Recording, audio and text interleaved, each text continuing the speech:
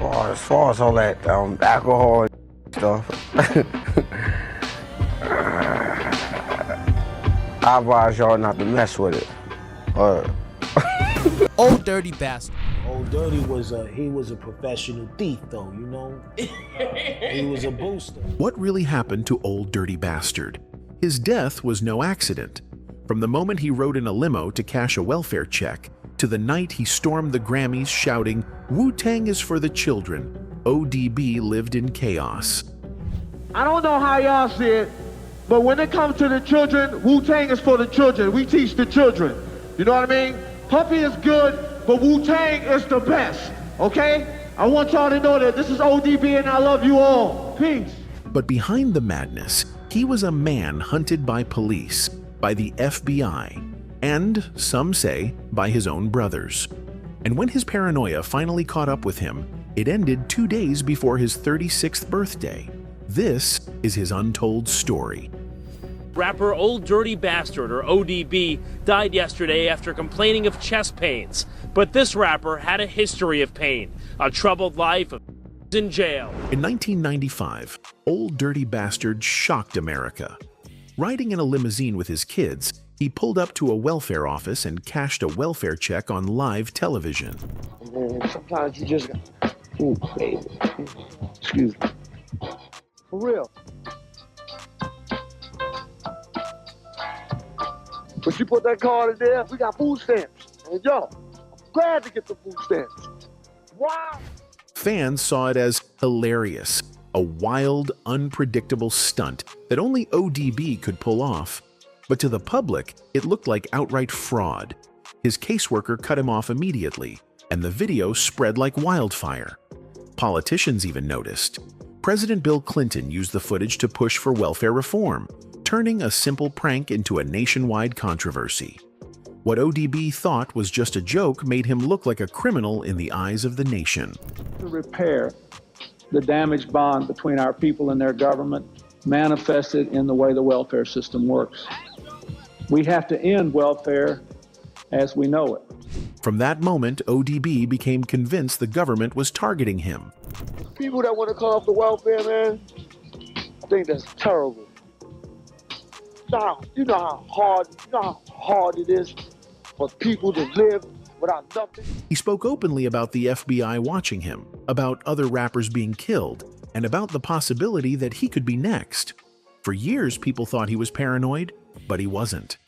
A 94-page FBI file later revealed that the government really had been keeping tabs on him and the Wu-Tang Clan, investigating connections to guns and organized crime.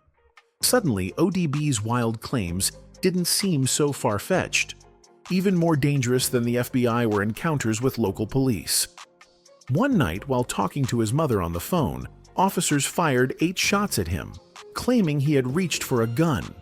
He survived unharmed, but it was a clear warning.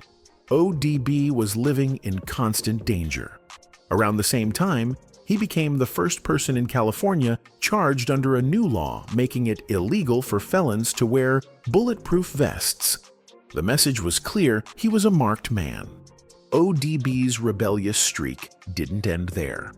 Ordered to finish a court-mandated rehab program, he walked out with only 2 months left. For weeks, he was officially a fugitive. Headlines plastered his face across the country, yet he didn't hide.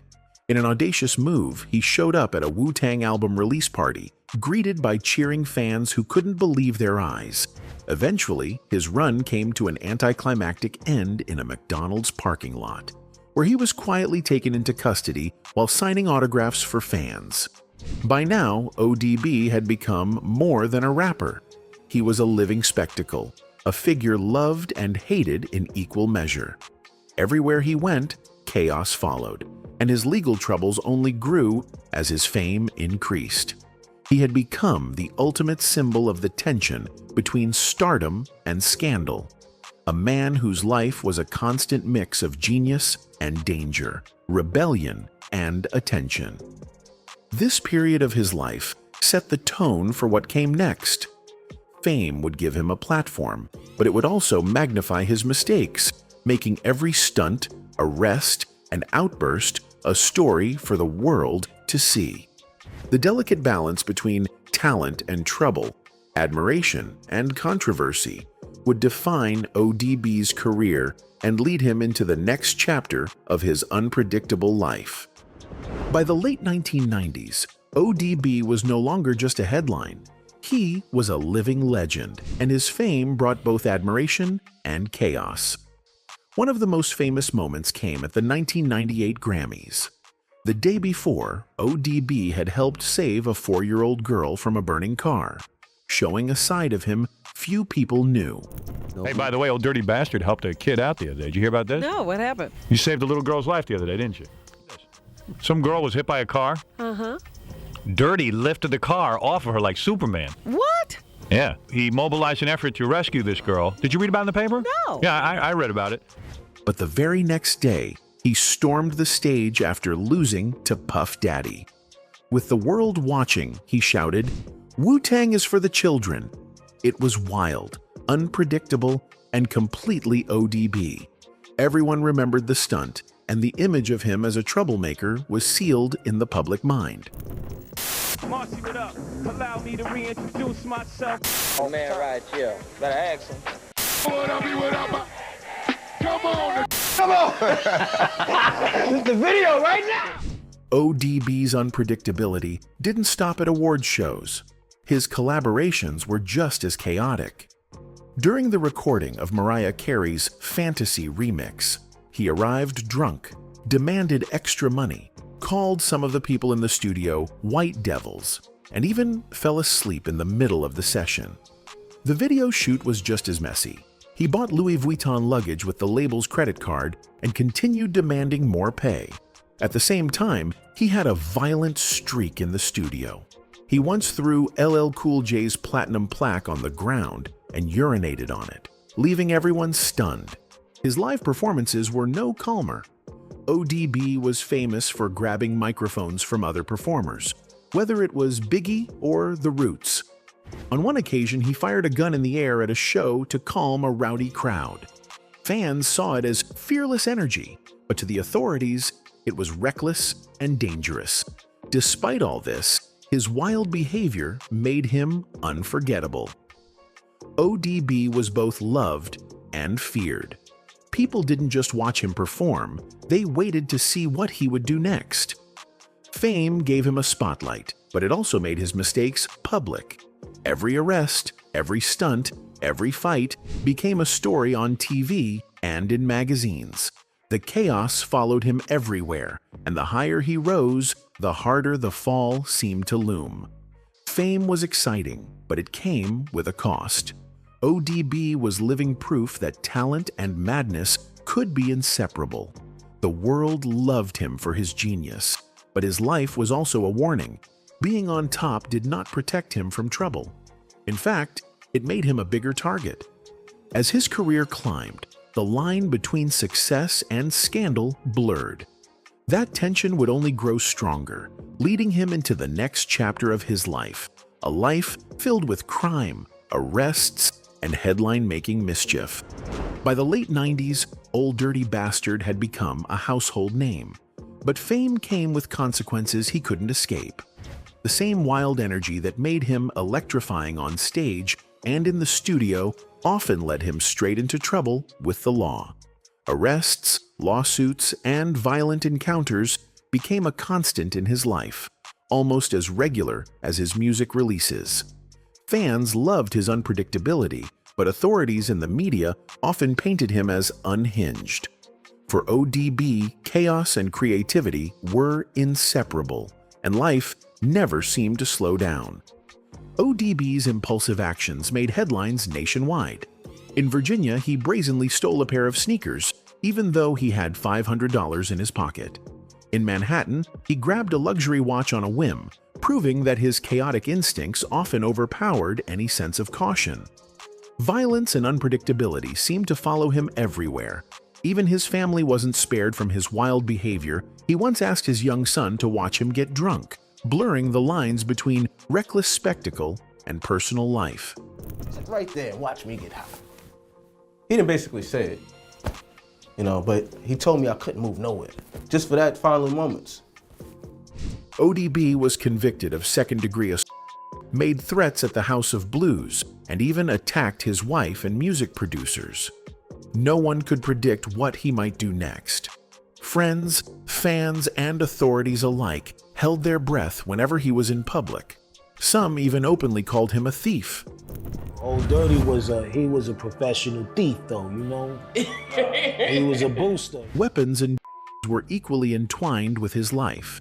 He was arrested for possession of crack and marijuana, and, on a separate occasion, caught carrying a loaded, unlicensed firearm. Driving became another arena for danger. Reckless maneuvers, hit and runs, and even driving without headlights once triggered police to open fire. It seemed as if trouble trailed him like a shadow, waiting for the slightest misstep to explode into headlines. Even his personal relationships and responsibilities suffered. He repeatedly failed to pay child support and violated restraining orders, leaving him at odds with family and the law. While some criticized him as irresponsible and reckless, others saw the human side of a man who struggled to navigate fame, money, and personal demons at the same time. Despite all the chaos, ODB's charisma and talent were undeniable. His humor, musical genius, and raw energy made him impossible to forget. Fans weren't just entertained, they were captivated by a man who seemed incapable of being contained, even when some of his replies during interviews didn't make sense. Working on Your my album. album. Yeah. Looking for new girls to put babies in. All right. Yet these brushes with the law did not define the full measure of his life. Beneath the public spectacle of arrests and stunts was a man of extraordinary creativity, intelligence, and originality. His wildness was intertwined with brilliance, forming a personality that could not be boxed in. Every reckless act and impulsive decision was part of a larger story, an intricate dance between chaos and genius that shaped who he was. To truly understand ODB, we must go back further beyond the fame, beyond the arrests, to the boy from Brooklyn who carried the spark that would become Ason Unique. It was that same spark of rebellion, survival, and creativity that fueled his music, his personality, and yes, his lawless behavior. His life of crime was only one part of a larger narrative, the story of a raw, unfiltered talent whose energy refused to be tamed, and whose spirit would leave a permanent mark on hip-hop culture. Before he became Old Dirty Bastard, before the arrests, the stunts, and the headlines, he was just Russell Jones, a boy growing up in the rough neighborhoods of Brooklyn. Music filled his home. His family sang, danced, and celebrated life, even in difficult times. From a young age, Russell was surrounded by rhythm, laughter, and chaos. It was no wonder he developed an instinct for performance. He earned the nickname Rusty because he was always dirty, refusing baths, climbing trees, and getting into trouble wherever he went. But even then, those who saw him knew he was special. Something in his eyes, his energy, and his unpredictable behavior made him impossible to ignore. He wasn't just another kid on the block, he had a spark. Russell showed talent early. At 11 years old, he lied about his age and landed an offer for a record deal. But his mother, wanting him to focus on school, said no. That early taste of fame didn't discourage him. It lit a fire inside him. He was determined to stand out, to be seen and heard no matter what. As a teenager, Russell dropped out of school and fully embraced his creativity, taking on the name Ason Unique. He became a skilled breakdancer, a clever beatboxer, and a formidable rap battler. He fought for attention in his neighborhood, challenging other kids to contests that tested skill, wit, and stage presence. Even at a young age, his magnetic personality drew people to him, friends, rivals, and spectators alike.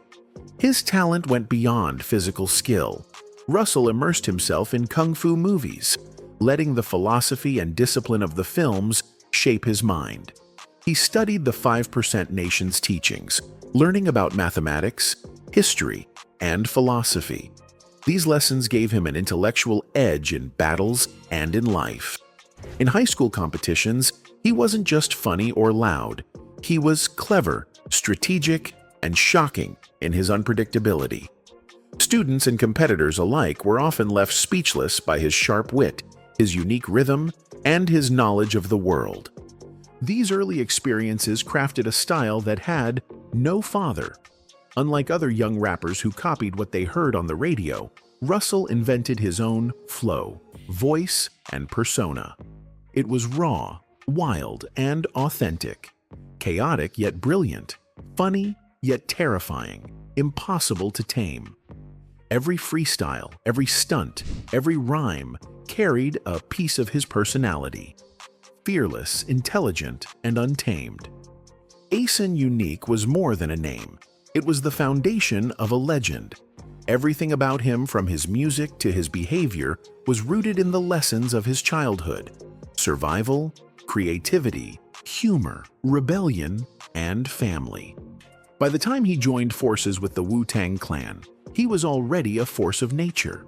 His upbringing, his family, and the streets of Brooklyn had prepared him for the chaos, fame, and creative brilliance that lay ahead. Russell Jones wasn't just a boy anymore. He was on the path to become Old Dirty Bastard, a star who would rewrite the rules of hip-hop forever. After years of building his skills as Ason Unique, Russell Jones was ready for something bigger. In the early 1990s, his cousins RZA and GZA were attempting to launch solo careers, but the music industry didn't give them much chance. Their deals fell through, leaving them frustrated but not defeated. RZA, ever the visionary, came up with a bold idea. Instead of giving up, form a group that could dominate as a collective while allowing each member to shine individually. That idea became the Wu-Tang Clan. The plan was revolutionary. The group would sign a single record deal, but every member could pursue solo contracts as well. This meant they could build a brand together while keeping their individual voices alive, a strategy the music world had never seen before. It was risky, but it gave each member freedom, and it gave the world something completely new.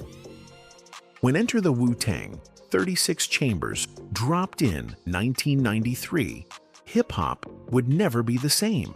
The album went platinum, redefining East Coast rap with raw, stripped-down beats, eerie kung fu samples, and aggressive, intelligent lyricism. Among the 9 members, ODB and Method Man quickly stood out. ODB was unpredictable, his energy electric, his voice strange and thrilling, his delivery wild and raw.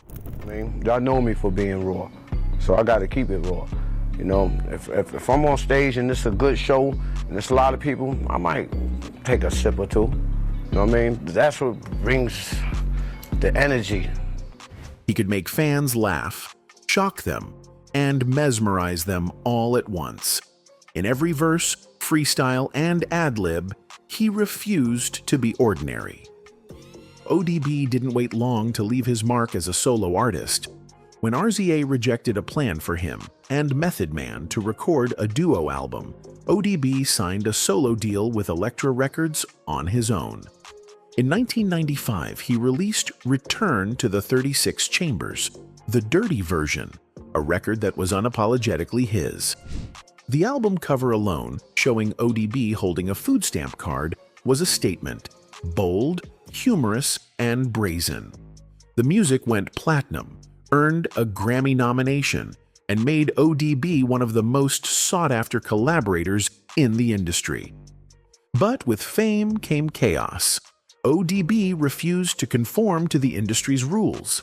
He challenged producers, shocked fans, and often embarrassed executives. Yet that wildness became his trademark. He was brilliant, funny, reckless, and completely original, a living embodiment of the Wu-Tang philosophy: create without limits. As the Wu-Tang Clan soared and ODB's solo career exploded, he became a symbol of rebellion in hip-hop. He represented something raw and untamed, a style that truly had no father. But with superstardom came pressures he wasn't ready to handle: expectations, money, attention, and the shadow of betrayal. His chaotic genius was undeniable, but the cracks in his life were beginning to show. The next chapter of his story would reveal how fame, addiction, and legal trouble began to shadow even his brightest moments, pushing him toward the tragedies that would define his later years. After years of fame and chaos, ODB's life began to spiral into darker territory.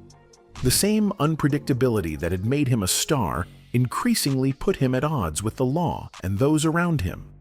Prison became a recurring reality, and each sentence brought isolation, depression, and a sense of entrapment. In maximum security facilities, he often claimed that his life was under constant threat from inmates and guards alike. He felt powerless and cornered, and according to Papa Wu, he once set himself on fire just to be transferred to a mental health ward.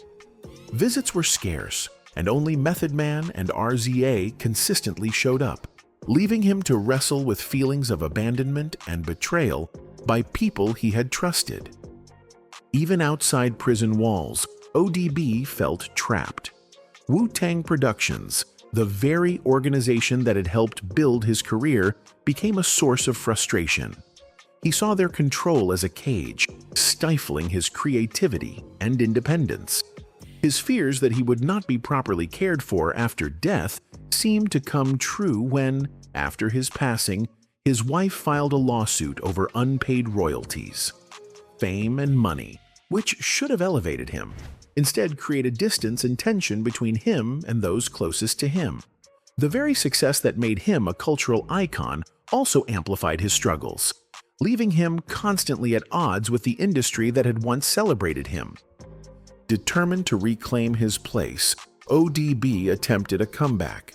After serving time, he signed a $1 million deal with Rockefeller Records and starred in a VH1 reality show that chronicled his efforts to rebuild his life. On camera, he admitted that life without felt dull and empty. Even during his last performances with Wu-Tang, such as at Rock the Bells, the audience saw only the energy and spectacle. Behind the scenes, he battled addiction, paranoia, and the relentless pressure of fame. The struggles he faced were invisible to the fans, yet they were a defining part of his final years. Tragically, ODB's story ended on November 13, 2004. He died from an accidental overdose of and tramadol. His young son witnessed the final moments, watching as the man who had once dominated stages and headlines collapsed after complaining of chest pains. Shock and grief rippled through the music world. Questions about his death lingered. Some suspected industry sabotage, while others tied it to the paranoia and betrayals he had endured throughout his life. Rapper Old Dirty Bastard, or ODB, died yesterday after complaining of chest pains. But this rapper had a history of pain, a troubled life of drugs and jail. Despite the tragic end, ODB's legacy remains untouchable. His genius, energy, and originality left an indelible mark on hip-hop culture. He was fearless, unpredictable, and a brilliant man who rewrote the rules of the genre. Even in death, he retained the aura of a larger-than-life figure, a symbol of the delicate balance between brilliance and chaos, genius and self-destruction. Old Dirty Bastard's story was never simple. He was a star, a father, a friend, a criminal, a genius, and a legend. Though he died just 2 days before his 36th birthday, his music, style, and spirit continue to inspire and influence artists and fans around the world. His life serves as a reminder that creativity and chaos often coexist, and that even the most brilliant souls can struggle to survive in a world that rewards control over genius.